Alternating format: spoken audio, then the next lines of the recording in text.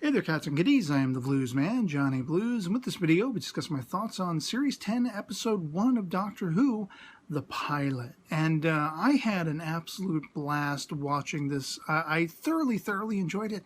And it was such an intriguing watch because I couldn't put my finger on it until I thought about it after having seen it. It was almost like a medley of a lot of the things we've seen and loved in the history of Doctor Who, going back from the classic series to the modern.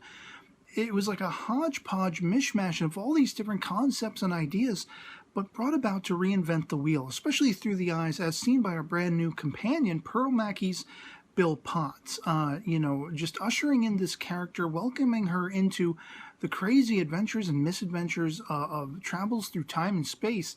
And her performance really endears her to me from right off the bat, because she's very much, her character is putting on the wide gamut of emotions, from a vivaciousness and a curiosity and a very peculiar interest in things and point of view, and she likes to go out clubbing. She's, meeting up with this girl that she's attracted to, and as that whole situation kind of starts to unravel and get strange, I mean, she's very inquisitive. She's intrigued by the mystery. We see her fear. We see her awe and wonder, and even a level of sadness and mourning to a degree. And for a first episode, I mean, I feel like we've spent an entire series with her already, and I love her. I love her as a companion. I love the rapport between she and Capaldi's 12th Doctor. Similarly so, Nardole was a character in his very first appearance in Doctor Who. I could have honestly taken or left. I didn't really need to see him back. And then when he comes back, in this past year's Christmas special, as of the time of this recording, I actually really was impressed with him. I loved his performance. I loved the quirkiness of the Nardole character. And very similarly so, I almost feel like this would have been a disservice to not have included him in this story. He doesn't have a drastic, grandiose effect on the events, but his quips here and there, his reactions to things, we get a balance. We get a clever balance of the brand new companion who is new to all of this, who is awestruck by the awe, wonder, the mystery, the enigma wrapped in a riddle that is the Doctor and these adventures in time and space. But then we get the familiar aspect as well. The other leg drops with Nardole's performance as sort of that, he's the Whovian. The Doctor is completely absent-minded about all those kinds of things. We have Nardole, through which speaks to we the Whovians who are familiar with everything, and he reacts the way we might react as the viewer. And so you have that brand new being, newly debuted to all of this wonder and everything like that through Bill. And then you have the sort of voice of reason and understandable fear in Nardole, because he's like, oh, what have you gotten us into now?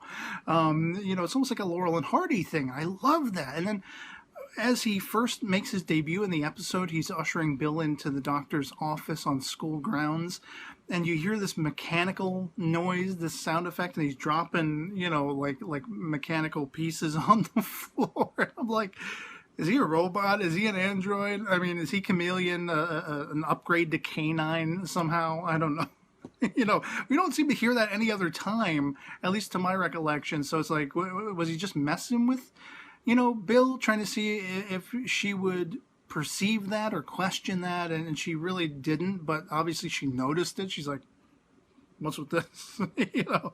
And I feel like that's a lot of what was going on in this episode was gauging Bill. Peter Capaldi nailing it out of the park once again, as if it's ever been called into question how pitch perfectly cast he is as the Doctor, the 12th Doctor specifically. If you don't want to get into the whole regeneration thing, he is, for all intents and purposes, the main series 12th Doctor. So, he just nails it out of the park. And I love his reserve, but his curiosity, the way he is observing and looking after Bill and trying to understand her. He's somewhat quizzical in the way she perceives things and her point of view, which is not very typical. She walks into the TARDIS, as we've seen in the previews building up to Series 10, and she calls it a kitchen. They're about to be whisked away through time and space, or at least, the TARDIS is going to be moving from one locale to the other, somewhere across Earth, across the planet. Can I use the bathroom? Can I use the loo? And Like just her reactions to things. She asks, "What's a Dalek?" And he's like, "Well, a Dalek's a Dalek." Most companions would be like, "No, you got to explain a little more. I don't get it." And she just smiles. He calls out the fact that whenever they come across in his teachings, his professor sort of occupation, whatever he's really doing there, I don't know. But when he's teaching these classes and everything, whenever he brings up something abnormal or a mystery that is not so easily answered, rather than being stumped and wearing a frown, she smiles. This excites her. And it really, one of the things, before seeing any of this episode, I've been talking for a couple of weeks now about a speculation, one that is probably a loose cannon, way off base speculation on my part. We saw that footage that appears in this episode where he's questioning Bill and he looks at, a portrait of Susan, his granddaughter. And I started thinking, because if you, have stayed for, it was officially announced, but if you stayed for the, coming soon Series 10 trailer, you get to see John Sims' master coming back. And I found myself fancifully debating within myself, might she have a fob watch? Might this be Susan in disguise? Maybe she escaped the Time War somehow and had to hide herself, and there's something he's perceiving in her. I don't know. It could just be that the Doctor is reminded of personalities such as River Song and Susan, his granddaughter, because we see portraits of both. And whatever it is that he sees in Bill that is racking him so quizzically, it's still something that appeals to him. It's still something that speaks out to him as, this is kind of what I look for in people, the kind of people that I take on adventures in time and space and misadventures in time and space. And I don't know, because there is that point toward the end of the episode where, he's mulling over, he's talking aloud to himself, but also to the portraits of River and Susan. He tells them both to shut up, as though he's hearing them, as far as, you should take her. She should be your assistant, your companion. You should take her across time and space and have adventures, and she should be the latest, to add her name to that list of very fortunate people, depending on your point of view. Some of them, didn't fare too well by the end. Adric, anyone? And, that kind of thing. But I love that instant rapport. I love that he's just as questioning the enigma of what she represents as he is, or rather she is him, And so that immediately endears me to the entire format. And then when you get into the actual plot of the story, this is where I say it felt like a lot of it was a medley of things we'd seen before. And I know, people are going to be appalled and aghast, but I've actually taken to writing down a list that I will now reference so I can make sure I remember everything I wanted to point out. This girl that Bill ends up, kind of sort of pseudo hooking up with, is trying to gauge whether she will hook up with. Whenever what happens to her with that puddle of shape-shifting, manipulative water that isn't water, whenever that actually happens to her, it really reminded me, the form she then takes on really reminded me of the creatures we saw in the waters of Mars, which was a 10th Doctor special episode, and with the dripping water and everything like that, her looking dead. I mean, she didn't get the crusty skin all over her face and her mouth and everything. She wasn't leaking out, bucketfuls of water like those creatures were, but just that she was wet and dripping really reminded me of that. Also, her repeating and duplicating Bill's actions and speech and the patterns of her movement and everything reminded me very much of the creature in the 10th Doctor episode Midnight, which to this day is one that unnerves me to high heaven. The reference to there being a star in her iris, a star in her eye, very loose sort of reference. I don't know if this was at all intentional, but brings me back to Series 1 with the 9th Doctor and Rose, the game station, where I forget the name of the character who might have been a good companion in her own right, a companion that never was.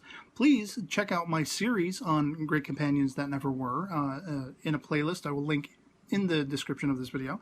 But, you know, they reference a pseudo game called Stars in Your Eyes or something like that, where they put literal stars in your eyes. You don't want that, apparently. You know, the aspect that this creature in this episode, this girl transformed, was chasing Bill and the TARDIS and the Doctor and Nardole across time and space, and veritably quickly, as they find out, very much reminded me of the Family of Blood, which the 10th Doctor had to escape from, which I think was originally based on a novel surrounding the 7th Doctor, and Ace, correct me if I'm wrong. I don't know if Ace was actually the companion in that one, but, you know, who knows. The fact that she's selling chips in school, she's a lunch lady in school, reminded me of School Reunion, another 10th Doctor classic. The whole aspect of teaching time and relative dimension in space. We haven't heard that in Doctor Who for some time. And anytime we do, we hear that, you know, that spelled out, that explained. The Doctor does it twice. He does it in front of a crowded classroom, but then also he does it, you know, to Bill specifically. And again, that kind of adds to my speculation. Is he trying to spur a memory in Bill if she were to be Susan or something along those lines, Romana something, who knows? Or is it like just a coincidence? He's just explaining it. You know, there is some dialogue between he and Nardole where they've gone down into this like, I don't know if it's a basement in a building or whatever, a storage facility, and there's a vault that the Doctor is very concerned about. He's hiding something in there. Who knows what it is? And the dialogue exchange, Nardole is saying, so what did you teach her? Or what are you trying to teach her? You've taken her under your wing. You're going to be tutoring her.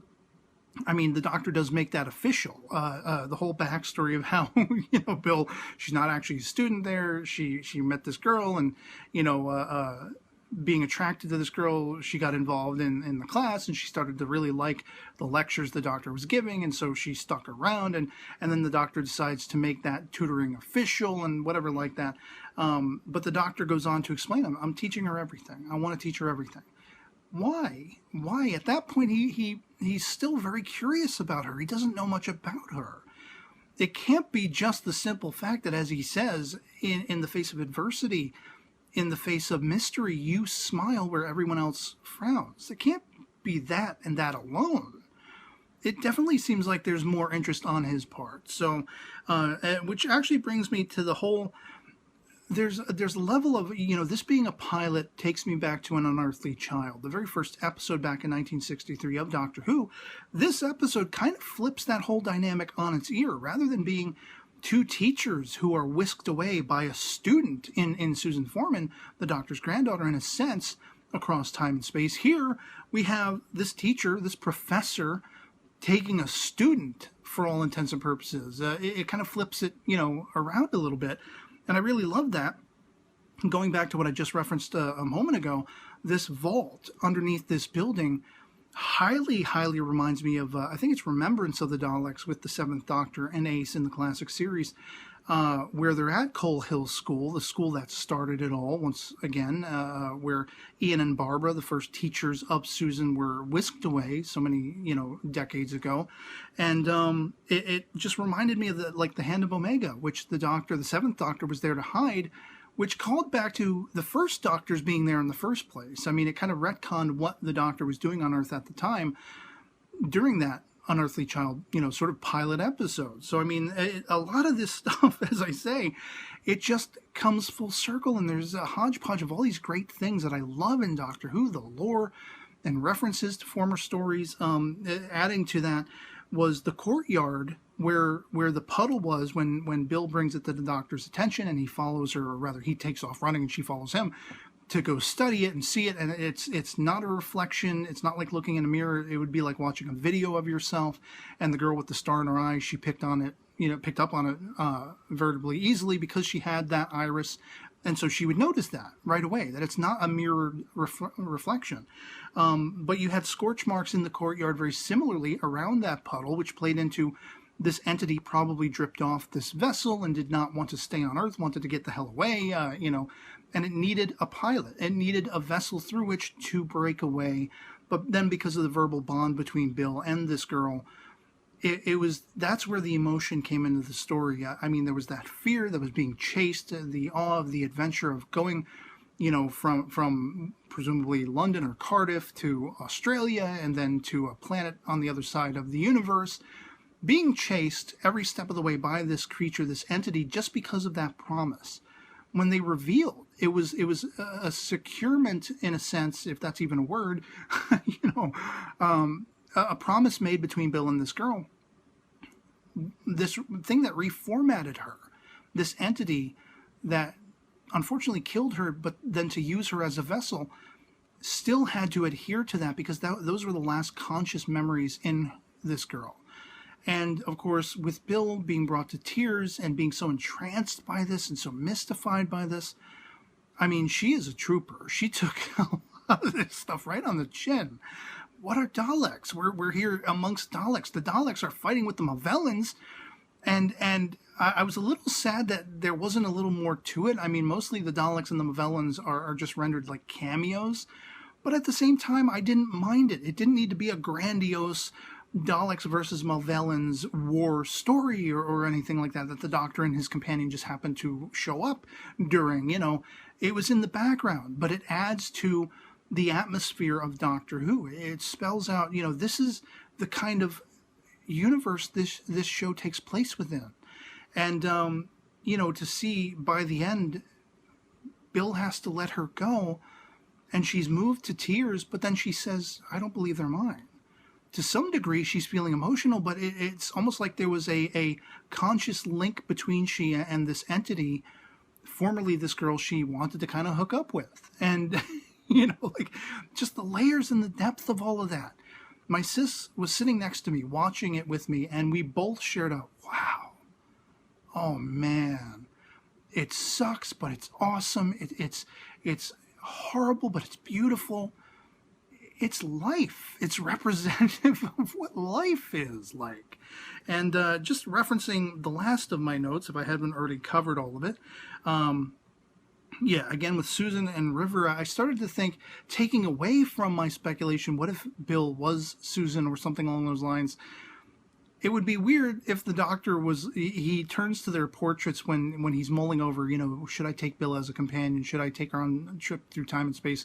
And he looks at them both and he says, like, shut up, you two, or you shut up. And then, no, you shut up too, because like it would just be kind of strange if he's telling a portrait of Susan to shut up about taking a girl, whisking her away on these adventures, if Bill wasn't also Susan, if that makes any sense. As well as, again, the performances. Just Peter Capaldi is the Doctor. He is not only the Doctor, but as an actor, as a human being, apart from this role, he is a great, and has been a great, ambassador to Doctor Who. He has been a Doctor Who fan himself. If not all his life, a very large portion of it. And to just see his cheerleading in that role, to see his rapport with Whovians, and I've heard him, expressing that he feels for these fans who wait up and line up whenever they're filming, and he goes over and he signs myriad, autographs and pictures and takes pictures with these fans because he was once on the other side, to put it in his own words, of that barrier as a fan, as just a viewer. And so it's bittersweet. It's really bittersweet. Every episode of this series is going to be knowing that he is soon on his way out. And we still don't know who's coming in the door, but I don't care. I don't want to know until his journey is at its end. And Nardole, I really love his character. I really love the dynamic that his character brings into this, where he is the familiar character. He is the Whovian voice, where Bill Potts is being newly debuted to all of this and wondering what the hell it's all about. Where's the toilet in the TARDIS? He knows, and I love his little quips, about everything, the banter back and forth. I love that he's observing the banter back and forth between the Doctor and Bill, and he's like, oh, that's good, that, that works. And then he doesn't want any part of the Daleks or anything like that. He's not happy in the least. And so, yeah, I mean, everything, again, just perusing my notes, I pretty much covered everything that I want to say as far as the things that reminded me of stuff of old in the history of Doctor Who, from the classic series, as I say, to the modern.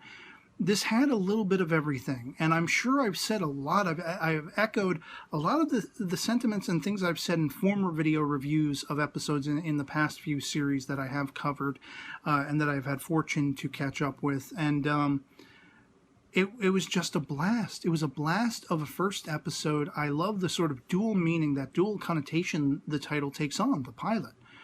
Because if you've listened to Stephen Moffat, he's saying, every now and then the show needs to start anew. It needs to bring in new reviewers, make those who might stumble across it for the first time, make them comfortable, make them understand what this is all about, while also in a well-made balance, containing all those things familiar to we the Whovian, people who have been with it for a while, people who love all these different things.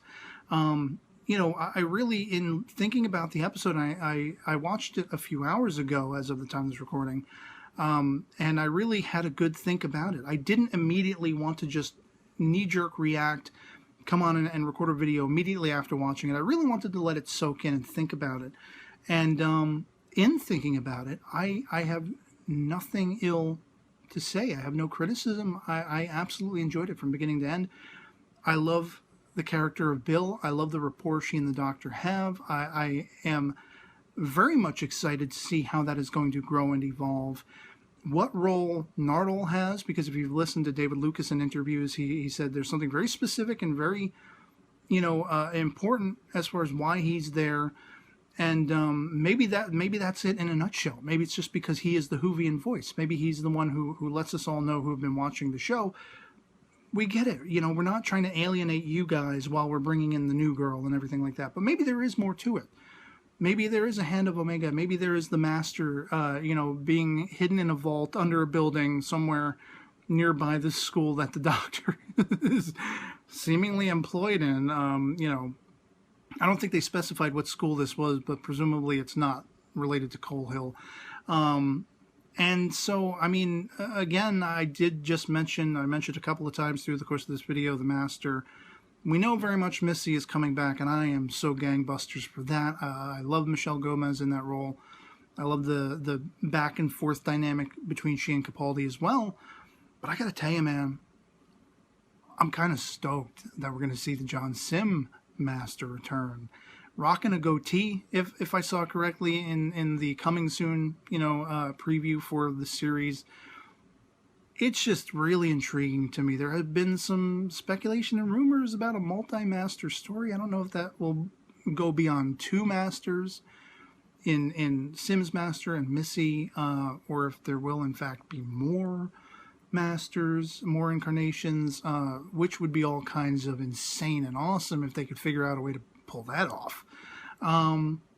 But short of actually having Carol Ann Ford reprise her role as Susan and then penultimately regenerate into a younger actress, which would be like a godsend. I could almost die happy if I got that. I have championed for a very long time. I want to see, Ian Chesterton, the character, come back. I want to see Susan come back, and they are the stronghold. They are the ones I want to see the most. William Russell and Carol Ann Ford. And that we're getting nods to Susan in this such a way. It could be a misdirection that there's also a portrait of River Song, because I kind of feel like her story is done. We don't need any more of her.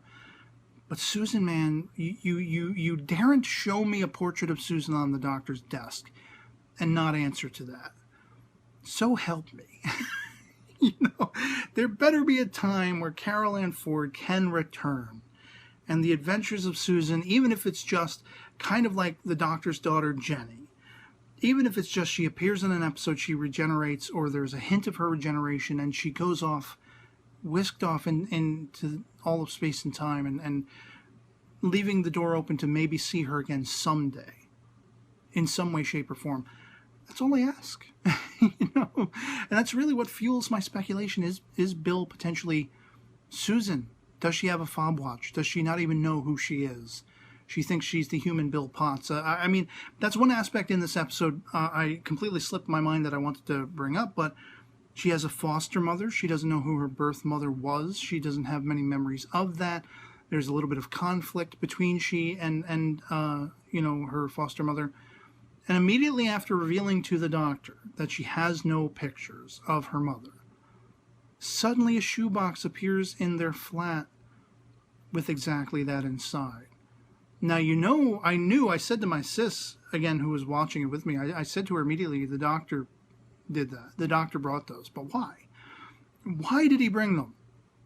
And then when you see Bill looking at this one picture, there in the mirror, the doctor screwed up. He caught himself in the picture, taking the picture in the mirror, and it did seem definitely like Bill noticed that. I don't know what her reaction was to it. I don't think we got a fluid reaction. Maybe this propelled her interest in finding the doctor and going, across time and space with him. But the question then remained for me, did the doctor do that on purpose, or was he absent-minded? Did he do it absent-mindedly? Was this something to provoke and prevail upon Bill's getting her interest in him, opening that door between them so he could find out more about her, maybe perchance awaken Susan or something like that? I mean, the fact that she doesn't seem to know much about her past just adds to that speculation, doesn't it? Just a tad. Who is she? Maybe she's not just an innocent human being orphan girl, But, yeah, that is my thoughts, the wide-ranging gamut of my thoughts for this episode. I'd love to hear from you guys in the comments below, my fellow Whovians, what you thought of it as well. I'm sure I'll hear both sides of the aisle. It was nothing new. It was garbage. I didn't really find much to be impressed with in it. And then people who are like, oh, it was great. It was fantastic. Performances, awesome. Daleks, Movellans, everything. All of the references you made, Johnny, everything like that. And that is the great thing about this format, having that kind of conversation. Love it or hate it, as I always say in all my anime review coverage and everything, anything goes in the comments below as long as we be respectable and amicable. Our POVs can disagree, and it's just about having fun talking about this mutual interest, this mutual love and passion we all have in Doctor Who. So, yeah, otherwise, it'll be pretty much it for me on this. Hope this video finds you well, and I'll catch you all later. Peace.